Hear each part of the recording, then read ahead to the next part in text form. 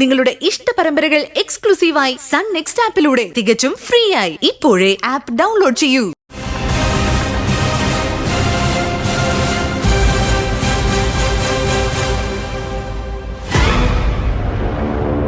ഷാനുവിന്റെ വീടല്ലേ? അതെ. ഞാൻ പൂജ അടച്ചിടാം. കേറിയിരിക്കെ.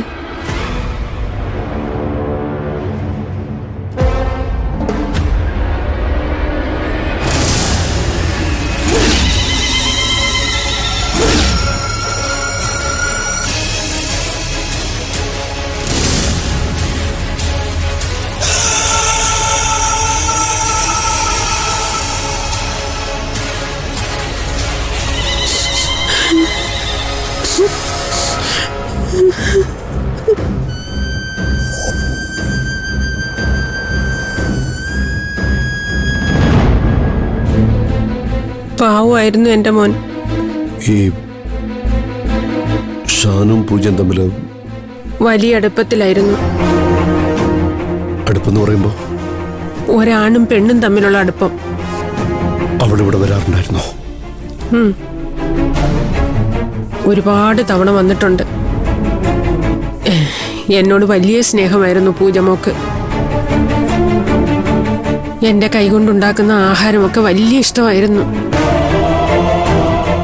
എന്റെ മോനും അവളെ ഒത്തിരി ഇഷ്ടമായിരുന്നു. അവൾക്ക് അവനോടും അങ്ങനെ തന്നെയായിരുന്നു.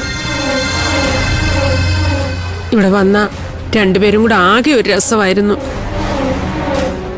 അവരൊരുമിച്ച് കടലിൽ മീൻ പിടിക്കാൻ വരെ പോയിട്ടുണ്ട്. ഞാനും അവരെ വെച്ച് ഒരുപാട് സ്വപ്നങ്ങൾ കണ്ടു. പക്ഷേ പടച്ചോൻ അനുവദിച്ചില്ല.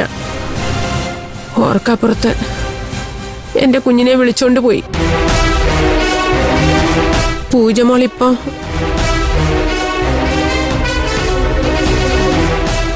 അറിയില്ല. അല്ല, ആദ്യമായി ഇവിടെ വരെ വന്നിട്ട് കുടിക്കാൻ പോലും ഒന്നും തന്നില്ലല്ലോ.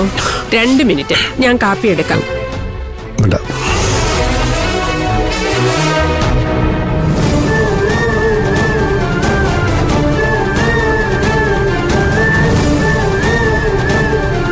പൂജ പ്രഗ്നന്റാ.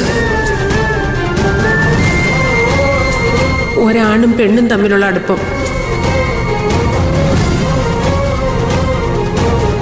അവരൊരുമിച്ച് കടലിൽ മീൻ പിടിക്കാൻ വരെ പോയിട്ടുണ്ട്.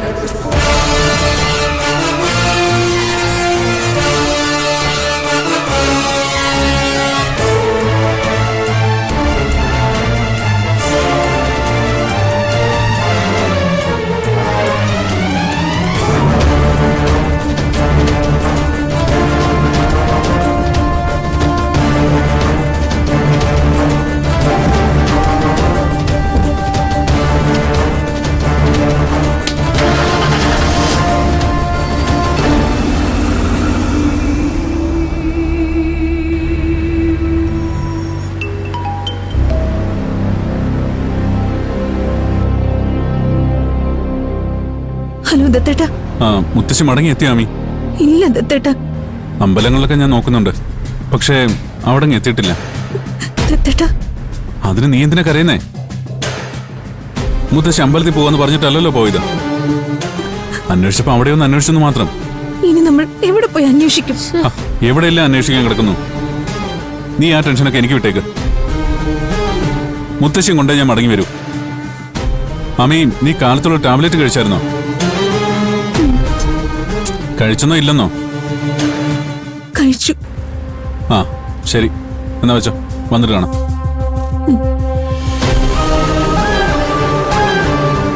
എന്തായി മോളെ? ദത്തേട്ടൻ പല അമ്പലങ്ങളിലും അന്വേഷിച്ചെന്ന് അവിടെങ്ങും കാണാനില്ലെന്ന്.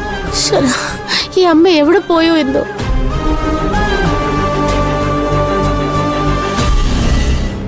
എനിക്ക് സന്തോഷമേ ഉള്ളൂ. അമ്മ ഇത് ഇങ്ങോട്ട് വന്ന് പറഞ്ഞതിന് ഒരുപാട് നന്ദിയുണ്ട്. ചേരേണ്ടവര് ചേരുക തന്നെ വേണം. ദൈവമായി ഒന്നിപ്പിച്ചവരെ നമ്മളായിട്ട് എങ്ങനെയാ അമ്മയെ പിരിക്കുക?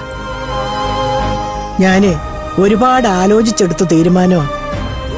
വെറുതെ സ്വപ്നം കാണുന്നതിന് മുമ്പ് നമ്മൾ തമ്മിൽ സംസാരിച്ച് ഒരു ഉറപ്പ് വരുത്തണ്ടേ? അതുകൊണ്ടാ ആരോടും പറയാതെ കാലത്ത് തന്നെ ഞാനിങ്ങ് പോകുന്നത്.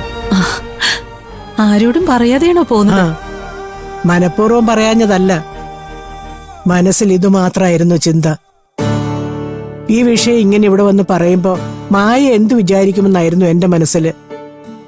അപ്പൊ പിന്നെ എത്രയും പെട്ടെന്ന് ഇവിടെ എത്തണമെന്നായിരുന്നു ചിന്ത. അപ്പൊ പരിസരം ഒന്നും ഓർത്തില്ല. നന്നായി. ഞാൻ കുടിക്കാൻ ചായ എടുക്കാം. ആ എന്തിനിപ്പോ ചായ? പാൽപായസം കുടിച്ച സുഖമല്ലേ രാവിലെ തന്നെ കിട്ടിയത്. ഒരേ മനസ്സുള്ളവർ തമ്മിൽ സംസാരിക്കുന്നതിന്റെ സുഖം ഭൂമിയിൽ വേറെന്തിനെങ്കിലും ഉണ്ടാകുമോ മോളെ? എത്രയും പെട്ടെന്ന് അവരെ കണ്ടെത്തി നമുക്ക് വിവാഹം നടത്തണം. അവരൊളിച്ചോടിയതോ ഇങ്ങനെ കുറെ കാലം ഒന്നിച്ച് ജീവിച്ചതോ ഒന്നും ലോകം അറിയണ്ട. ബന്ധുക്കളോട് സ്വന്തക്കാരോടും ഒക്കെ നമ്മൾ ആലോചിച്ച് ഉറപ്പിച്ച വിവാഹമാണെന്ന് പറഞ്ഞാൽ മതി. അല്ല, ആര് കേട്ടാലും അങ്ങനെ തന്നെ വിചാരിക്കൂ. ചെമ്പകശ്ശേരിയിലെ പയ്യന് എന്തുകൊണ്ടും ചേർന്ന ബന്ധമല്ലേ ഇത്? പിന്നെ പൂജമോളെ ഞാൻ നേരിട്ട് കണ്ടിട്ടില്ലെങ്കിലും ഫോട്ടോയിൽ കണ്ട ബലത്തിൽ പറയുക, എന്റെ ആദിക്കുട്ടിന് വേണ്ടി മാത്രം ദൈവം സൃഷ്ടിച്ചതാവളെ. അത്രയ്ക്ക് ചേർച്ച അവര് തമ്മില്. രാധയും കൃഷ്ണനും പോലെ, രാമനും സീതയും പോലെ, ആദിയും പൂജയും.